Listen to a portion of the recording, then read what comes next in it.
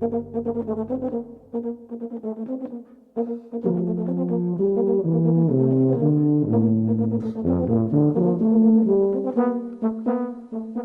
and welcome to the latest episode of the Brass Junkies. I am your host, Andrew Hitz, and I am joined by my fellow host, Lance LaDuke. Lance, everyone is dying to know, how are you? I feel like Ringo. Well, what? Elaborate, please. I feel groovy, baby. You feel... I feel like making spontaneous peace signs and wearing little round glasses. I see. A ridiculous amount of money. I don't think Ringo does any podcasts, but I don't think that he would need to worry about how to monetize them. I think he's doing okay. So we are going to be joined. We were joined, but you're about to hear. We were joined by Brian Balmages, the composer and former trumpet player. He still plays, but I think former trumpet player makes him sound good, so that's why I'm saying former. As you'll hear, he still plays on Easter, so which he's very proud of. But yeah, you could have like a weekend at Bernie's type situation. If they're holding a trumpet, you can get a gig in our area because Brian and I live in the same neck of the woods. So, Lance, what was your favorite part of the interview? I liked the part when he tried to tell humorous anecdotes and none of them were funny. That's funny. I like that kind of just generally in life when things like that go wrong. I just find nothing funnier than that. I learned, I've shared this on one of the podcasts. I don't remember whether it was this or TEM, but I have shared that I learned from you, Lance. I feel like this is the 1980s drug commercial. I learned it from you, Dad, when the guy finds his kid smoking pot. Anyone that's not 35 or older is like, what the hell is he talking about? That I learned from you that when I first started out in the business, that I was always worried when the mic wasn't going that well, if it was me or the crowd or whatever, and I would just kind of try and fix it. And I have learned from you that those are actually the times to be cherished, and to embrace the the Hindenburg going down. It's like you hit that line and it's just like, all the wind in the room gets sucked out. Just, oh God, that just let you know you're alive. My favorite line is, which I stole from you, when a crowd, like when I would make too much fun of Jeff, which was only every night, would be every once in a while a crowd would turn on me because I was just getting a little too personal, and then I even got booed a couple of times, and the hostile crowds I would say your lack of acceptance makes me feel alive. That's right. which the knuckleheads in the audience like you and me would erupt in laughter at that line, because that is just not something you'd expect to come out of a classical musician's mouth at a concert on a series. But the rest of the audience would just look at me like their heads to the side like, what's happening? So yeah, good stuff. It's okay. I'm a professional. So I also love that Brian, as you will hear, has been called Brian Balmages, the French cheese. So, Lance, give him a quick summary of Patreon and the awesome patrons we have helping us with our ongoing costs of production and hosting and everything else. Patreon is spelled Patreon, and it is a tangible way that you can help us financially pay the bills. We have bills to keep this thing afloat. Andrew and I do this for the fun of it, largely. We like having the opportunity to sit down and talk to some of the greats in the brass field, and have been doing so out of our own pockets, and have had a great time doing so, and have wonderful responses from many of you who've shared it, commented on all of the places where you're listening to it, and have asked us how it is that you can help us. Well, that's probably the easiest way you can do so. Tell your friends, and then also go on to Patreon, patreon.com /The Brass Junkies, and you can contribute $1, $3, $5, $10 a month, or not per month, per episode, that is. And you can put an upper limit on how much you contribute over the course of a year. And it's a way that you can help us offset the costs of bringing these shows to you. We've got some fantastic supporters there already who are taken the charge and have helped offset these costs. And if you'd like to help to visit that site, you can find out through our website as well more about it. But thank you for those of you who have done it, and thank you to those who consider doing it. No exaggeration when Lance forwards me an email saying that somebody even just pledged $2 per episode or $4 a month. It's always with a smiley face and usually with some exclamation points, because it's a much better feeling than quote unquote just $4 a month. It's really great. So we appreciate it. Genuine, honest to goodness, it helps us. It tangibly helps us. It absolutely, bottom line, helps us. So thank you for helping us. And because, let's be honest, if you listen to this show, you know that we need help. Amen to that, brother. Lance is now testifying. So, all right. So, without further ado, we will get to our conversation with world-renowned composer Brian Balmages. And we are joined today by a prolific composer of everything from grade 1 beginning band music. Maybe he's even done grade 0, which I made a joke of, and my wife was like, no, that exists. I think I remember that correctly. And all the way on up to writing for some of the finest professional ensembles in the world. And his name is Brian Balmages. How are you, Brian? Oh, I am very well, and needless to say, we call that pre-utero music. So that's like date music then, right? Yeah, the heck with Mozart, man. We're going to get him before Mozart gets him. Yeah, there you go. Before. Now, the Mozart effect has been proven to be the completely made up as a marketing tool, but the Balmages effect is real, and it's spectacular. Yeah, exactly. That's really made up as a marketing tool. It just hasn't worked. Right, exactly. Yeah. So I actually have become friends with Brian through my wife, who was I believe was a member of your wife's wedding party. Is that correct? Yes. Yeah. Yep. So that's I married into at least one famous composer friend. So that's right. And which one? I don't really know what I did with the John Mackey, actually. John Mackey. Yeah. Oh, really? That's cool. I heard of him. Yeah, you don't. He's quiet, and we heard his feelings already. Come on, you've known us long enough. You can't get hurt 2 minutes into the interview. No, Lance, that was 90 seconds. Jeez. Thicker skin. You used to be a trumpet player. I was gonna say, what instrument does he play? Yeah, that would explain it. So. But now I conduct, so now I'm sensitive. Yeah, you're what? So you left music altogether. That's right. What the hell are we doing with a trumpet / conductor on the pod? It's like he embodies like everything we hate, Lance. I'm like a walking paradox. I make fun of myself now. That's pretty funny. Yeah, I'm glad you think so. Yeah, well.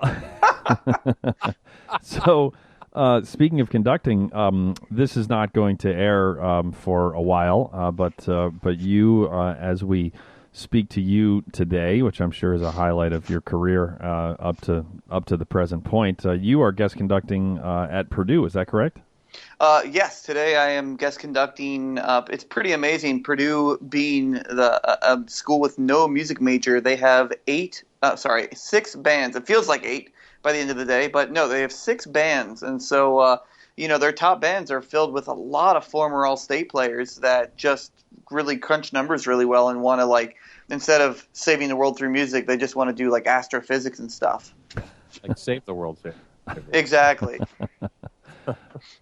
So how many, I know that you do quite a bit. How many guest conducting days are you out on the road per year? I've never really tried to figure that out. Number one, because I'd either be really depressed or overly excited. I don't know what it would be.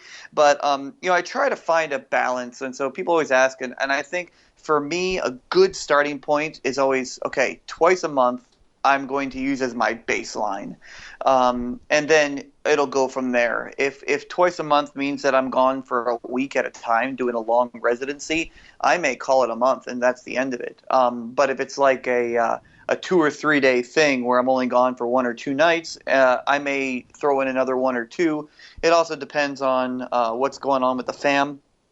in theory, I got married so that I could actually see my wife on occasion, and had kids so that I could actually be a father on occasion too. So, always trying to find the balance in there, and so that's kind of my baseline. In the blog post that I put up a few years ago when I announced that I was retiring from Boston Brass, I put at the end that we were going to figure out if my wife and I actually liked one another, and it was a joke, but there was some truth there. Since we were two ship between her guest conducting, which she's doing today as well here in Virginia, and all of my travel, we were two ships passing in the night. So luckily for me, I think she's got options, but luckily for me, she likes me, so she stuck around. So that's a good thing. That's a good thing. That is a good thing. Yeah, both you and I married up, so big time. Yeah, but my wife doesn't listen to this, so I can say nice things about her, and she can't hold it over my head. So that's right. I don't know if my wife is going to listen to this or not. She probably won't. Ironically, Tiffany will. This will probably be the first one that she listens to. Is this one, because she adores you. It's nauseating. Well, maybe we can put our wives together and they can have a listening party and really geek out, and they won't do that. No, never mind. How can we monetize that? That's what I want to know. There's a way to monetize everything. Hey. And we'll call it the Balmages effect. Yeah. And that will be the very first one that there ever is an effect. I have one of my last gigs with Boston Brass was out at oh my goodness, this is our third interview and I'm completely just drawing a blank. The ABC thing in Seattle in November. Wibbick. Wibbick. Thank you. Goodness gracious.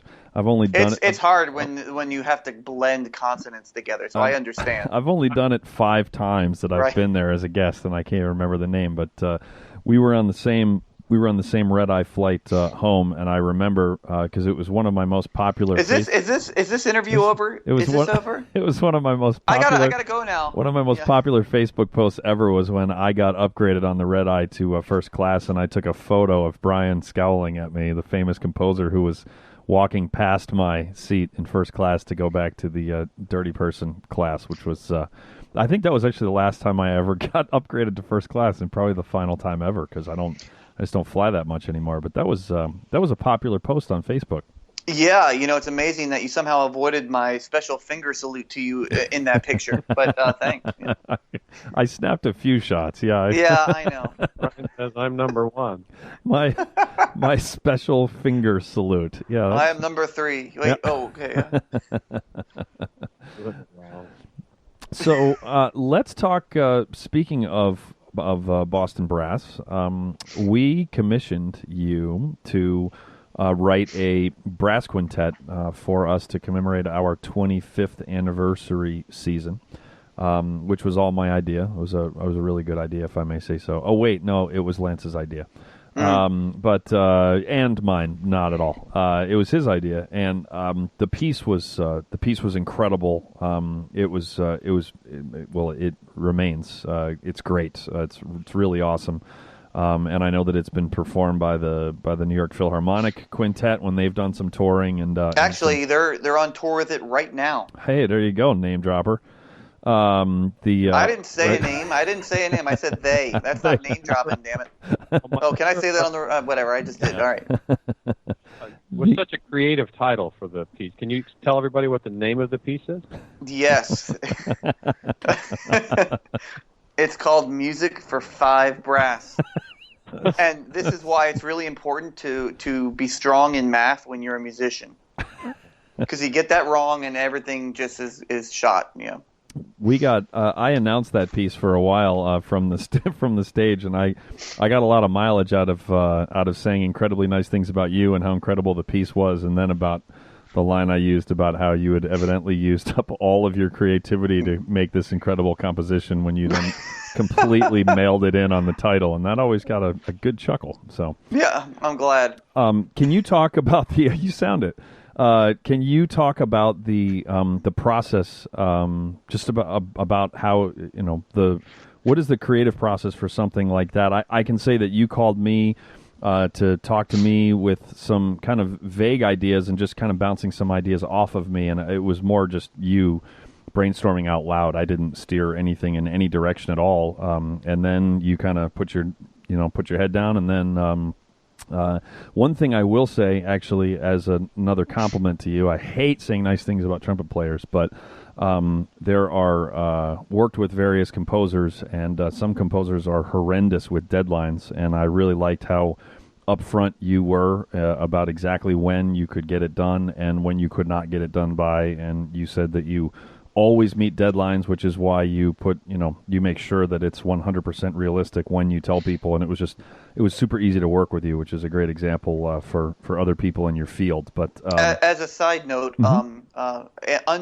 unnamed friends in Virginia and Alabama, ignore that comment about always being on time. Just ignore that. And don't worry about that, because I know I should be working on your piece right now instead of doing this interview. But don't worry, we're having a great time, and I'm being creative at this very moment. there Okay, you go ahead. By the time this airs, the premiere will have happened. It will have been wonderful. Everybody, all will have been forgiven. You are correct.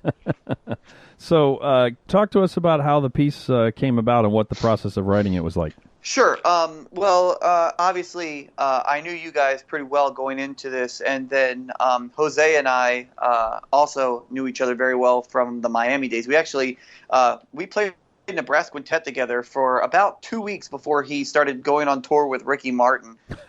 We won't talk about that. You can talk about that on another episode altogether.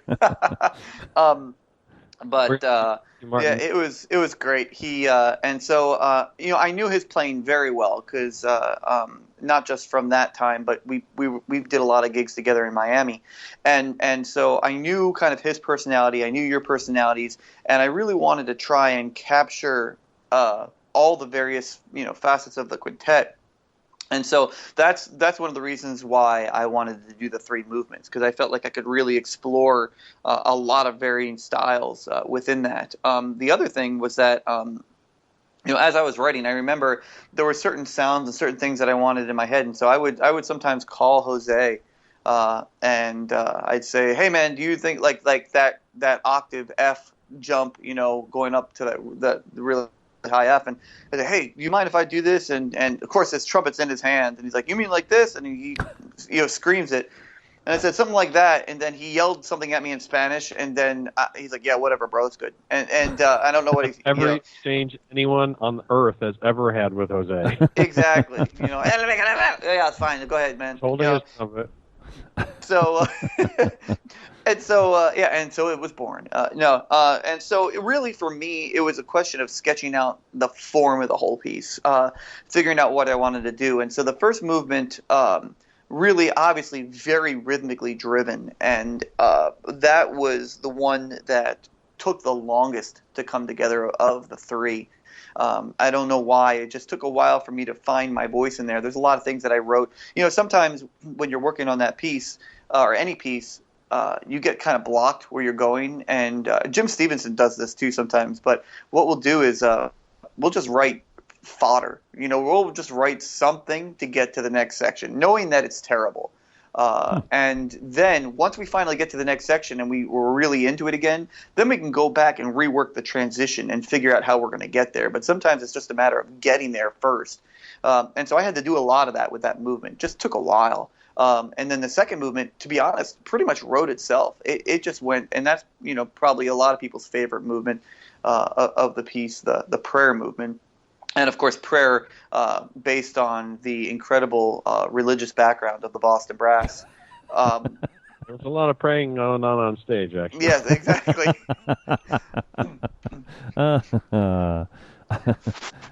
So that was the I don't even know if you would call that a process or what you would call that. I did do some writing. Interestingly enough, each movement I wrote a little bit of a different way. The first movement I wrote predominantly in front of the computer, just sketching into finale. The second movement I wrote mostly at the piano. I just kind of heard it there, and so I just sat down and wrote it that way. And then the third movement I actually wrote mostly by pencil and paper, just hearing the ideas and writing straight out. And I think that's one of the reasons why that one is probably the most tuneful of the three, just because I was writing freehand just without the piano. And so I guess you could say my composition style was a little schizophrenic in that each movement was approached a slightly different way. Is that a common? I remember you wrote this Crossroads concerto that I played at the Falcone competition last summer, and when we were talking about how that piece came about, you mentioned a similar thing. So is that a fairly common process for you, that certain sections or certain kinds of music, I don't want to put words in your mouth, but they dictate this makes more sense at the piano, this one makes more sense at the computer, this one makes more sense on pencil?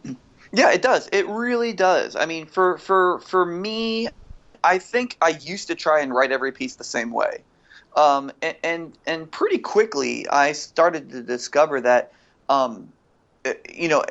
first of all, you would hope that every piece that you write doesn't sound the same, and you don't want it to be the same, and therefore, your approach changes. And I think, looking back in my former days as a trumpet player, usually former days, I just played Easter. Does that make me a trumpet player again? I don't know. But when I look back, don't answer that. Thank you. Okay.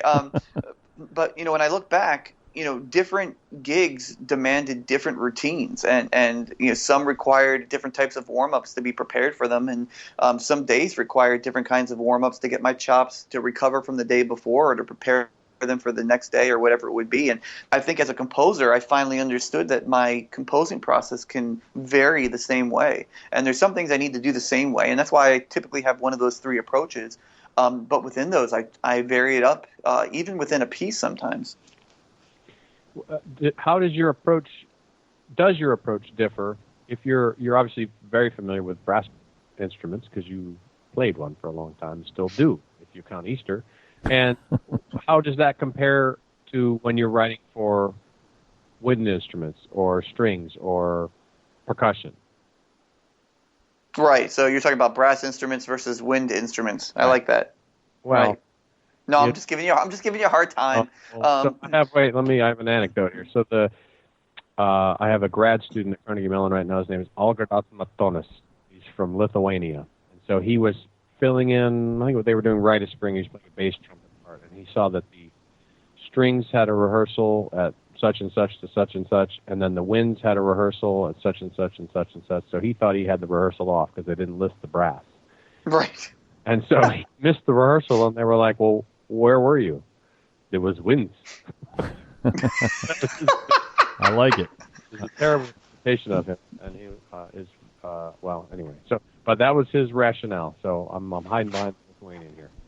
That's kind of like the public perception of, all right, let me hear band. Okay, now band and percussion. Let me hear the musicians. Now let me hear the chorus. Right, exactly. So anyway, Ryan, when you write for woodwinds... Okay, hold on. See, now my aside, because I just did the New Hampshire All-State. Hold on, I got to tell you this. I just did New Hampshire All-State, and the former hotel that they had 2 years ago, put this big billboard sign out that said, "Welcome All-State musicians and chorus."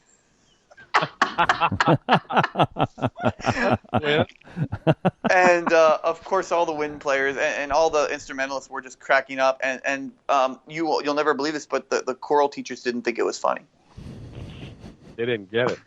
No, and 3 years later, they still talk about it. That's how I even knew about the sign. I said, "Oh, that's a great sign." They're like, "Oh, check it out! What 3 years ago?" Okay, hold on. I may or may not have been in a music theory class at Northwestern. This was in like April, so like third quarter of the year. They call them quarters. It's basically trimesters. So almost an entire year through school, and there may or may not have been a soprano in the class who was a really good singer, like one really good singer, and she all of a sudden in the middle of class she kind of had this eureka moment. She burst out. She said, "Wait a minute." She said, do you mean to tell me that the accidental carries all the way through the measure?" that happened. And luckily, all of us took the high road and didn't. No, that's not true. I fell out of my chair laughing. And I was going to say, I've been in many opportunities with you, like coffee shops, where you say, we could take the high road, and you very clearly do not take that road. That's right. I forgot about that crazy old lady. That's right. Brian and I were in a Starbucks and having a conversation, disturbing no one except for one woman. And she came over and she scolded us for talking too loudly. It was because the friend next to her was on the phone. That's right. That's right. I forgot. Would you please keep it down? My friend is on the phone, and her friend was talking in a louder voice than that was spectacular. Yeah, it was spectacular. That was really good. Yeah, that was really good. Brian, I want to ask you once again, but before I ask that question, I remember it was in a rehearsal. I'm not going to say what ensemble it was, and I'm not going to say what conductor it was. But we were paused, and let's say that I have played for more talented conductors than this person was. And so we would play, and then we would stop, and the conductor would stare at the score for long periods of time, and then they would just have us restart again. No instruction, no asking what, there was no corrective anything. That's awesome. And on one of the pauses, I said to the person next to me, as though I was in the mind of this conductor, I think everybody's part is in my part.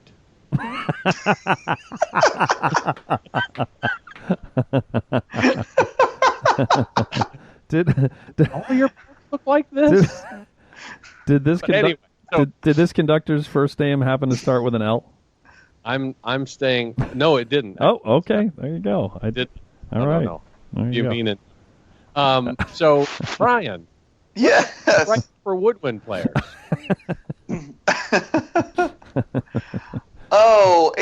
Believe it or not, it's no different for me at all. Whether I'm writing for woodwinds, strings, percussion, anything. For me, the approach doesn't change.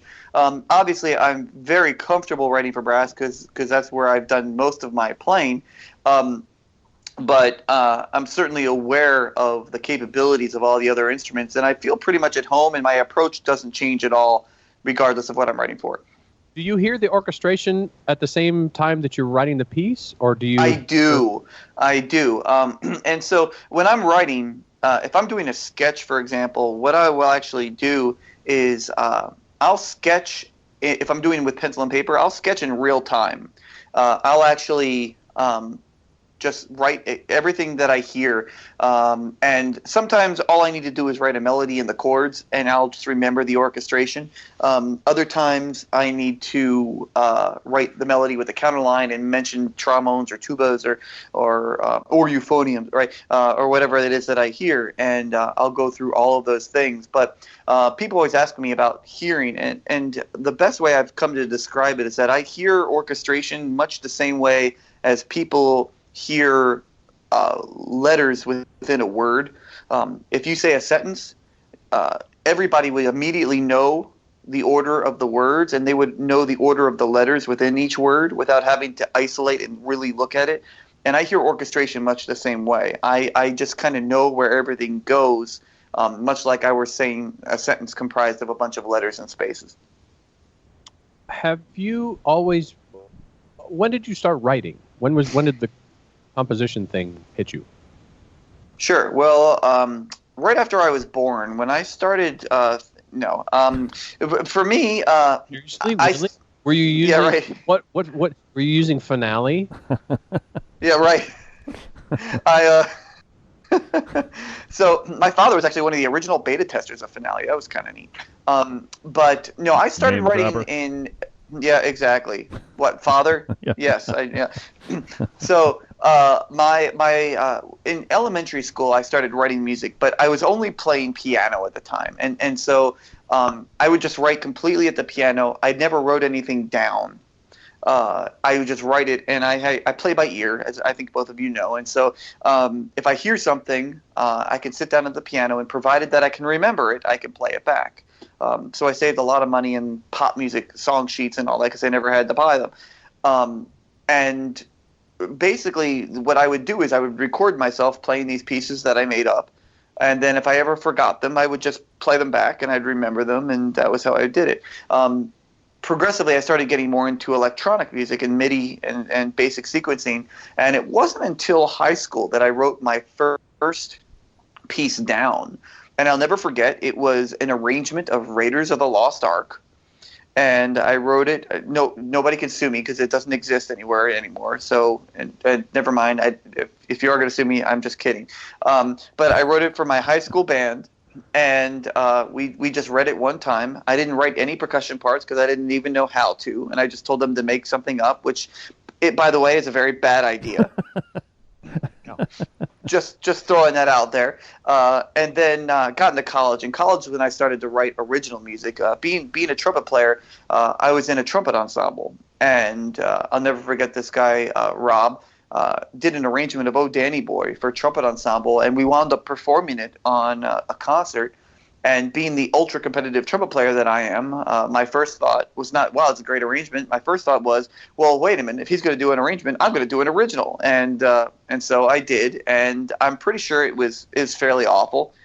That's where I kind of learned that what sounds good on a piano with a sustain pedal doesn't sound good with a trumpet ensemble because there is no sustain pedal. And so, but one thing led to another, and I kept writing for the groups that I was playing in and really actively started writing in college. So what percentage of your time now is spent writing versus, well, can you explain what your, Andrew and I talk a lot about portfolio careers and that you have different income streams. So what are the primary ways that you make cash dollars? Sure. So obviously, the first part of that is through the writing aspect, and there's a couple different streams from that. There's the commission stream, where obviously somebody wants to commission me to write a piece, and so that's one income. Another income is through the sales of that piece when different groups buy it, and also through the licensing of those pieces, where a marching band might request permission to arrange or do something like that. And so there's a couple streams from that, and then of course the performing royalty stream from companies like an ASCAP or a BMI, where you'll get paid if a college or like say a symphony orchestra would play a piece of mine, or it gets played at Carnegie Hall or Kennedy Center. You get royalty streams from some of that as well. So that's kind of one global thing all tied to composing. Then there's the conducting side of things, which has become very lucrative for me, and basically just the stream of doing a lot of guest conducting. That includes, doing honor bands, honor orchestras, state groups, all that stuff. But then also just clinics, or like what I'm doing here. I'm doing a composer in residence at a university.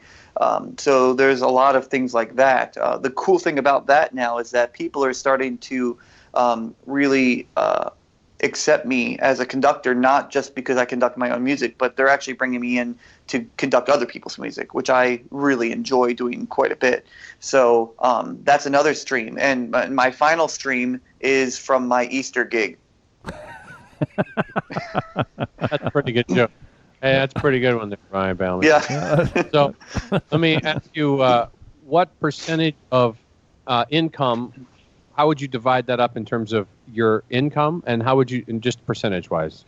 And then okay. Well, the trumpet would be 2/365 would be the percentage Two of that 2/365. Yeah. Very good. And that, so I want to know the division, like X percent comes from the writing side and X comes, or Y comes from the conducting side. And then what about the time division?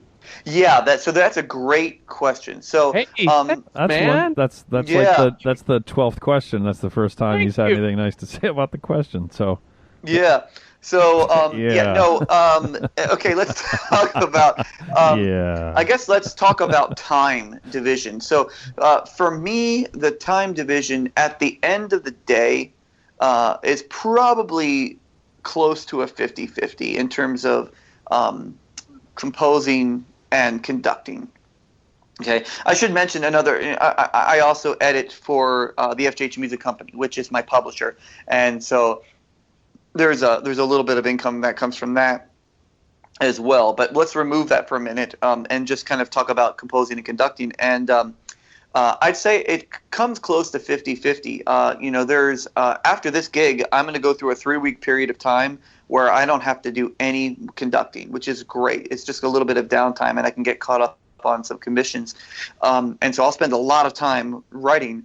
There will also be intense periods of time where all I'm doing is conducting, but I kind of think it works out in the wash as a 50-50.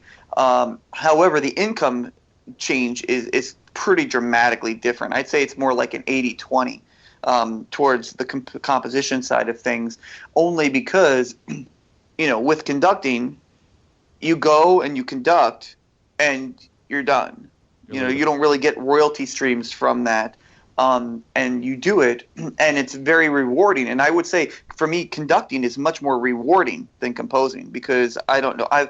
Having grown up to be a trumpet player, I've considered myself a performer, and conducting allows me to continue performing without having to crack notes, which is great. But to have that the composition side of things, where you can write the piece, and once it's written, royalties residually build on themselves. And pieces that I've written 15 years ago, people still, for some reason or another, they still actually like them. And so you'll still see pieces like Summer Dances for band, which I feel like every band, I don't know how there are any bands left to buy it, but there still somehow are. I'm convinced that people just destroy it and buy it again. Lose it. Which is fine. I know I go ahead and set fires to as much of it as I can so people rebuy them. But that residual builds on itself. And then when you look at the different streams that you come in, from the commission, from the sale, and from the performance royalties, you have a lot larger of a pool, and the security is a lot better from that as well, because conducting is year to year. I mean, I'm only going to make as much money as I am able to travel and as much as I'm able to go. And obviously, you can increase your rate to match what the demand is, but it doesn't residually build on itself. So that's why there's the difference there. The one thing you cannot scale is time.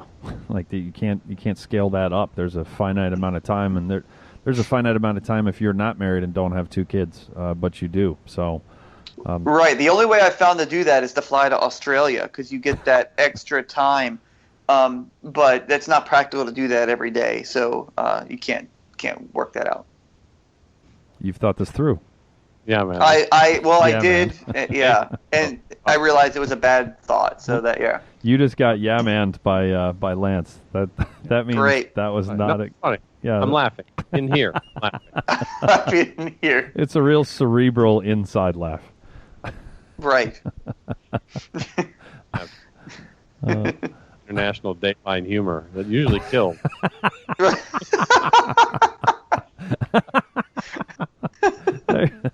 Oh, see, and now he's just piling on, because Lance just actually told had a really funny line right after your stinker, which is just kind of magnifying how bad it was. Yeah, can we edit that? I promise you that we'll edit that out. Yeah, right. Thanks. How often does let's say you finish a piece and you think, man, this one is really special, this one's great, and it gets sort of a lukewarm but positive response, and sometimes you think, oh, this is an okay piece, it's maybe not my favorite of the ones I've written, and people go nuts for it. Are there those sorts of disconnects ever? Oh yeah. People, when you look at the music that I put out, overall, people seem to be pretty favorable towards it. Certainly my brass stuff, anytime you can say the New York Phil guys are touring with it, I'd say that's been pretty favorable. A good sign, yeah. It's usually a good sign, right? But I wish I had that crystal ball that I could just know, okay, this piece is going to make me tons of money. And sometimes I just know there is one that's going to. Other times I have a feeling that a certain piece will be huge, and it winds up. There were one year that I put out two pieces, and I thought the one was going to do okay, and the other one was going to be the really big one, and it was the complete opposite. Everybody wound up playing the one piece that I thought might have been a little too contemporary for the public market, so to speak, and everybody wound up playing it. And then the other one, which I thought was a little bit more mainstream, wound up being the one that not as many people played. So yeah, that whole crystal ball thing eludes me. When you are writing band pieces, how much of what you're writing is with a specific audience in mind, and how much of it is just you writing whatever you feel like writing? Yeah, so keep in mind that 90+% of what I do is commission based. So more than the audience in mind, I try to keep the group in mind. And sometimes they're very vocal about what they want. They're having a a new hall built and they want to celebrate it. There are 5 brass players and they want music. You see what I did there, right? Or some. We don't want the title, but we don't want the title to creatively show us up. So yeah, just keep it simple. Right, we took care of that, and so I try to keep the group in mind, and then invariably, when I'm keeping the group in mind, one of the things you kind of keep in mind is the audience for which that group performs, and so you tend to keep both of those things in mind, but I don't overwrite to that because if I try to write to that too much, then I think I kind of lose my voice and who I am. And so I think there's that balance between composer, group, and intended audience, and you try to find that balance so that the audience can understand the piece that you wrote, but they understand it because the person you're writing it for or the group you're writing it for is really able to understand it as well. I remember when I wrote the piece for the Marine Band guys and the tuba euphonium quartet, and it was like 10 minutes of music for tuba euphonium, and it was like what how am I supposed to get the audience to stay in there? And so I had let's face it, they probably didn't have an audience anyway because it's tuba euphonium. Right. I'm just kidding. I got 2 of you guys there. I kind of forget whatever. Anyway, so, to write for that. Of humor, man. Yeah, I know. I'm really bombing on this, right? Just teeing Lance up for another international Dateline. Yeah, let's not. Yeah, exactly. No, Lance, nothing funny right now. I'm not even going to let you talk. But when you're writing a piece for that tuba euphonium group, you're trying to write something that they're incredible players, and you want to write something that will really challenge them. But musically give them a lot to offer. But at the same time, realizing that the people they're going to be playing for are people that just really want to hear those guys playing in general, and it might not necessarily be high-level artists in the audience. And so you try to find that balance, and it's something that I've been pretty successful at doing for the most part. They're using. I don't know if you would know this. There's a Army band tuba opening, and one of the required pieces is the first movement of that tuba quartet that you wrote for the Marine tuba quartet. I had no idea. And the only reason I know is there's a grad student at Carnegie Mellon who's getting ready for the audition, and he said, "Hey, I've got to play these required things. Can we put together a quartet for this thing?" That thing is hard. What in the world are you doing? Well, I guess there's young, energetic euphonium players playing it instead of old, crusty. Cool. Yeah, they were pretty excited about it. So cool piece. They got that great recording of it too. At that same conference, they just did the piano reduction of Crossroads. Oh my gosh! There you go. See, with the ukulele encore. I don't think so. See, so they didn't do that. That's not public. People don't even know that exists. That's secret. This is an outrage. This is now you have to explain what that means. Yeah. So, well, as everybody that listens to this knows, you have this ukulele background that you do, for lack of a better way to put it. And I remember I called you and I said, "All right, I got this crazy idea. What do you think?" And we wanted to create Crossroads as a 2-movement piece, and I wanted to create this unofficial 3rd movement that featured you as an encore playing ukulele. And you thought it was a great idea. Of course you did. And so you wrote somewhat depressing lyrics, if I remember correctly. Well, they're a little melancholy, for sure. A little melancholy, and I thought it was going to have a little more shtick to it, but it was a little melancholy, a little sad. I weeped a little, and I wrote a little accompaniment with the band accompanying you on uke, and so that's where that came from. And I remember all these people kept talking about it. "Oh, you're writing for Lance LaDuke. Are you going to write a ukulele?" And they were all laughing, thinking it was a joke. And then here you come on stage with your ukulele, and it was pretty fun. You showed them. I did. Yeah, that's right. Ha. I premiere it. Every time I play it, I should say not premiere. Every time I play it, I do the encore. In fact, I just did it about 3 weeks ago, I think, with Fun. the ukulele encore, even intact. Ukulele, ukulele, ukulele. Ukulele, ukulele, ukulele. So, so, Brian, how are you so good at writing band pieces for like grade one? Which to me it seems like when you have that limited a number of notes that you can use and the techniques, that it seems like it would be hard to consistently be. And I've never composed. I've recomposed some things on the fly, free of charge, but through my own incompetence. But I've never composed anything, so I don't even know what I don't know. But how are you so good at writing music for band that is so simple because it has to be? Yeah, well, I think, when I go around, actually, I talk about writing for a beginning band or for a beginning orchestra or whatever it might be, but I talk about the challenges and the rewards of doing that. But it's funny because when I wrote a piece for the Boston Brass, when you guys were playing in that, and when I wrote a piece for you, if I were to parade around and say, "Oh my gosh, I'm writing a piece for the Boston Brass. I have all these limitations to think about. That's crazy," everybody would have laughed at me, and they would have said, "Like, what's the Boston Brass? They can play whatever you want to write for them." And I would look back at them and I'd say, "Oh, so if I write this big percussion part, a big percussion section, they can do that." And there's no percussion section with them. And I said, "What if I want to write, this awesome chord with 7 notes in it?" And it's like, "Well, there's only 5 players, and what if I want to hear some high strings here?" And of course, everybody's answer is, "Well, that's not something. It's not that they can't play. It's just that you're talking about things that are not part of that medium. Like, you're just talking about those." And my response always to that is, I think of a beginning band the same way. I think about everything I have available to me in that medium, and that's what I write for. And so rather than saying like, "Oh, I've got these incredible ideas and the percussion section with," because when I wrote the quintet for you guys, not only do I only have 5 notes to work with, but let's face it, at some point you guys have to rest, which means that I'm working with 1, 2, or even 3 notes somewhere in there. And so doing the same thing with a beginning band. And when you think about it that way, you're like, "Oh my gosh, well, even with a beginning band, I can have, 2 trumpets and 2 clarinets and a trombone. And even if I have over half the band resting, I still have access to 5 independent pitches, which is great." And so if you think about it that way, it enables you to be a lot more creative within a smaller, tapestry to work with.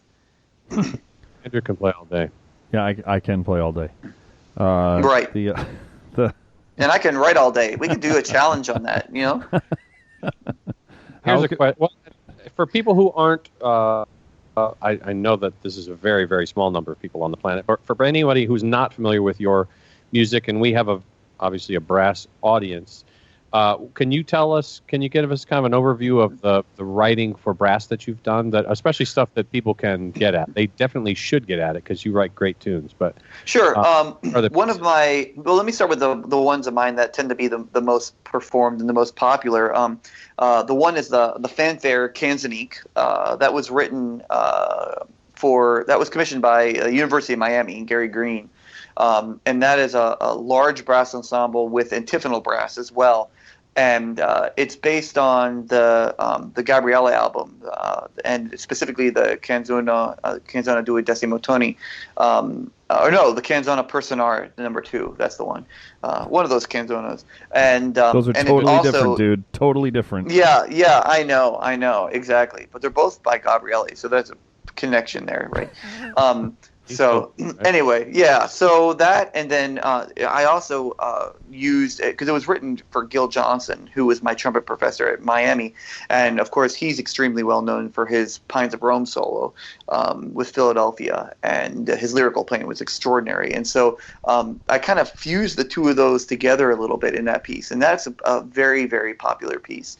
Certainly, the music for Fry Brass has gotten its way around quite a bit. There's a recording of that on my website. And then there's Ite Misa Est, which was commissioned by a group there in D.C., the Dominion Brass Ensemble. And that's my largest work for brass. It's about 18 minutes long. They've got a great recording of that. I have a recording of that on my website as well. But that's a 4-movement movement, kind of like a symphony that I wrote for brass. And it's interesting because that's in a big contrast to my symphony number one for brass, which I wrote when I was still in college.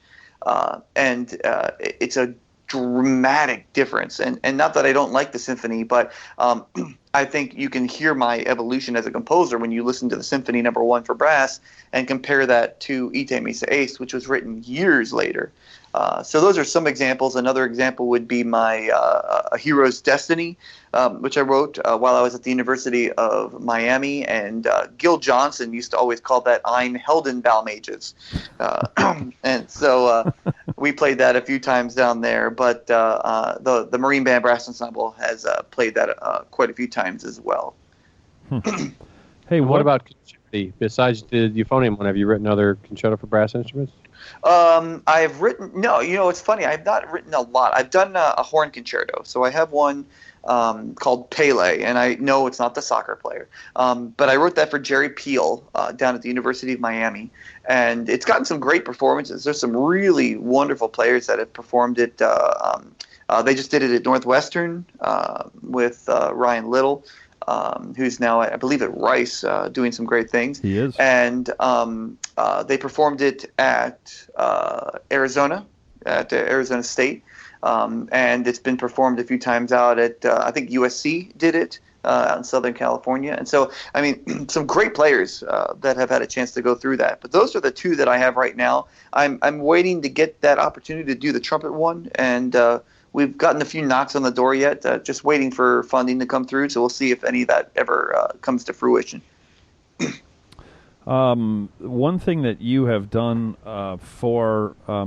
with my wife's band a couple of times, which she has told me not in front of anyone, so she wasn't just saying nice things because she likes you, that she said you're phenomenal with, is talking to kids about your compositions and kind of bringing middle school kids, or I'm sure that's the age that she teaches, into the fold in terms of what it's like to be a composer.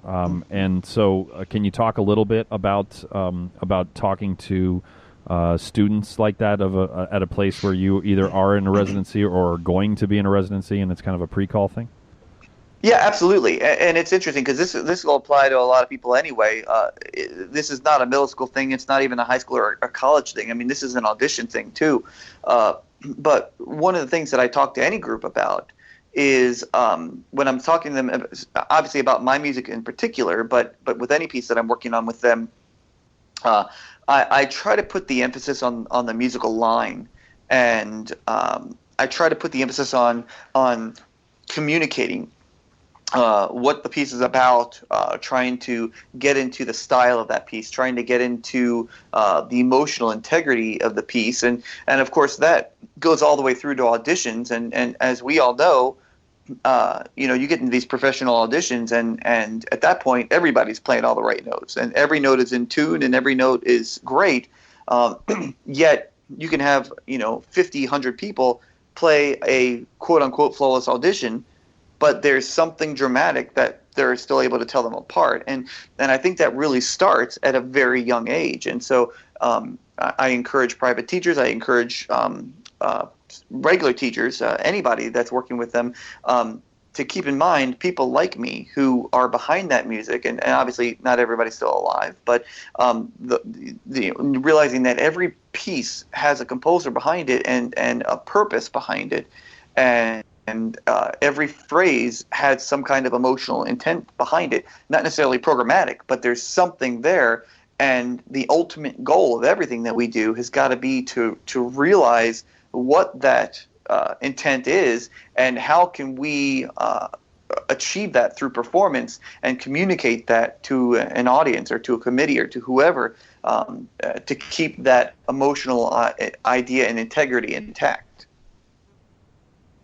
So, Andrew, a couple of years ago, my son is a trombone player. He's in eighth grade. I'm not laughing that he plays trombone, but yeah. Well, that happened.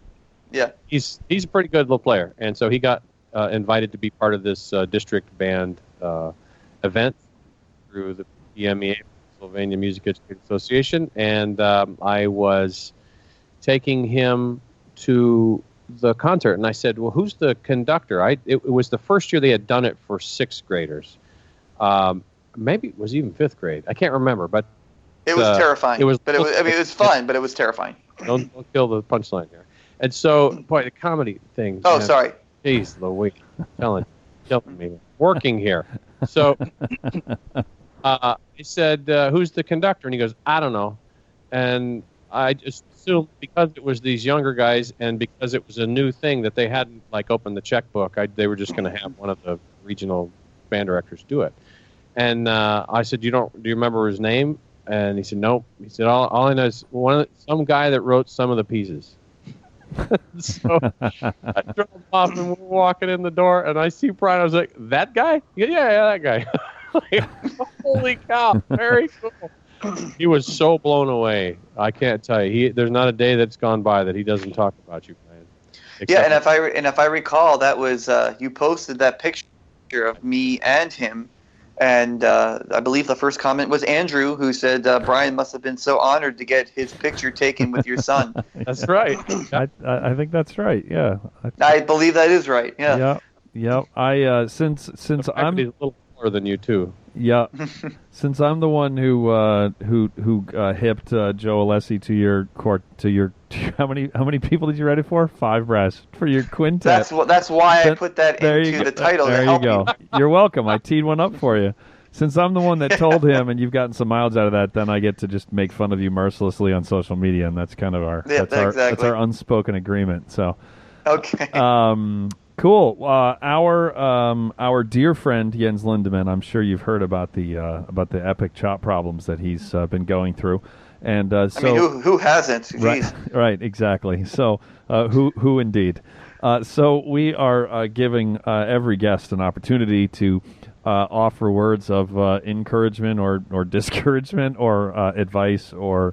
So what would you like to say to Jens, who downloads the podcast religiously and listens the day it comes out? So what would you like to tell Jens about his chop problems? Oh, well, I remember hearing Jens on that Canadian Brass recording of West Side Story, and thinking that was such great playing, and I'm sorry if you don't sound like that anymore. And I hope that you can get at least your tuning C back out again at some point for a good sound. And I wish you all the best. And worst comes to worst, you can always try euphonium. That's true. It is easier. And Brian is actually available again for trumpet lessons any time other than Easter morning. I was going to say, usually the day before Easter would be good if it's just a little bit on the earlier side. There you go. Well, all right. Because then I too can make a sound. Yeah, because you got to ramp the chops up. I know how that is now. Oh yeah. Now that I'm 40 and retired. So where can people find you online, and where can people purchase your music? So most of my music can be purchased anywhere through any dealer. People can find me online at my website, which is just brianbalmages.com.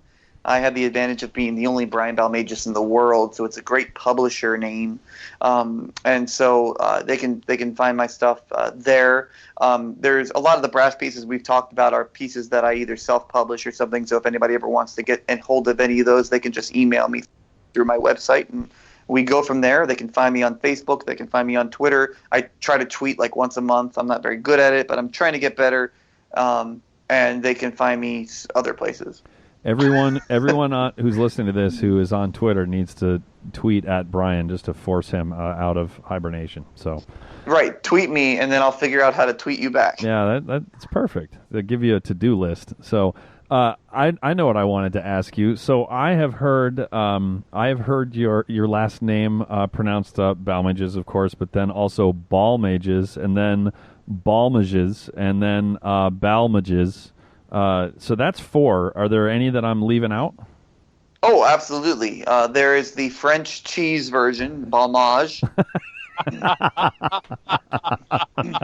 Okay, that's 5. that? Yeah. That's Oh awesome. no, yeah, I've gotten that one. And then this is only one time, and I promise you I'm not lying, but I did get Balmages one time. And I really wish I was lying and just saying that I made that up to be funny, but it's a true story. So that's 6. That's It is 6, and about 3 of those were at the Texas Bandmasters Association when they were introducing me with me in the audience, and they were trying to say my name. And it's a great story because I told them, I said, no, he said, Brian, and he just stopped. And I was in the audience, and I yelled out, Balmages. And he looked right back at me, and he says, nope. He said, it's not. It's Balmages. And I looked back at him, and I said, no, I'm pretty sure it's Balmages. And he looked back at me again. And he goes, you don't understand. And he pointed at the concert master of the group, and he says, this guy stuffed all the folders, and he knows him personally. And, of course, I looked at the concert master, and I had never seen the guy before in my life. But and so I finally looked at him, and I said, well, considering that it's me, I'm pretty sure it's Balmages. That's fantastic. And so the guy actually opened the score and looks at it and does a double take with the picture and me to confirm. And he finally looks up at me and he goes, wow, that's you. I said, yes, it's me. So he kind of pauses and he goes, well, given that, we'll go ahead and go with your pronunciation of the name. For now. It's Brian.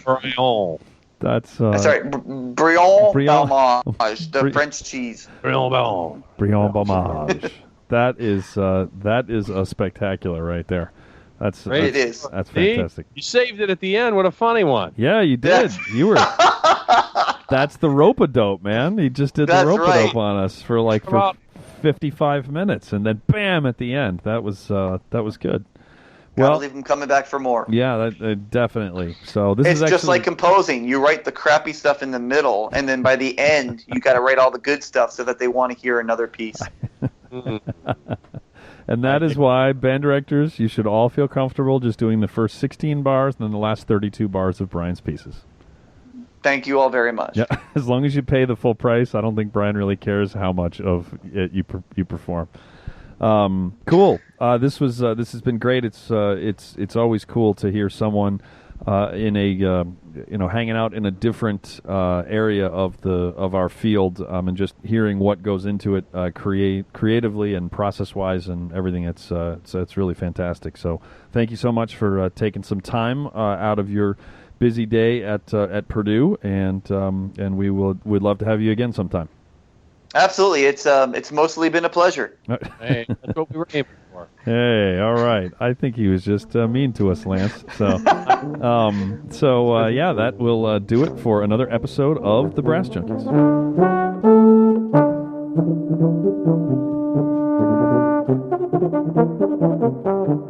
You've been listening to The Brass Junkies on the Pedal Note Media Podcast Network. If you would like to help support the podcast in order to make more episodes like this one possible, please visit pedalnotemedia.com/donate for more details. Also, be sure to check out our latest recording, The Brass Recording Project, at brassrecordingproject.com. The Brass Junkies is produced by Austin Boyer and Buddy Deschler of the Fredericksburg Brass Institute. Executive producers are Andrew Hitz and Lance LaDuke.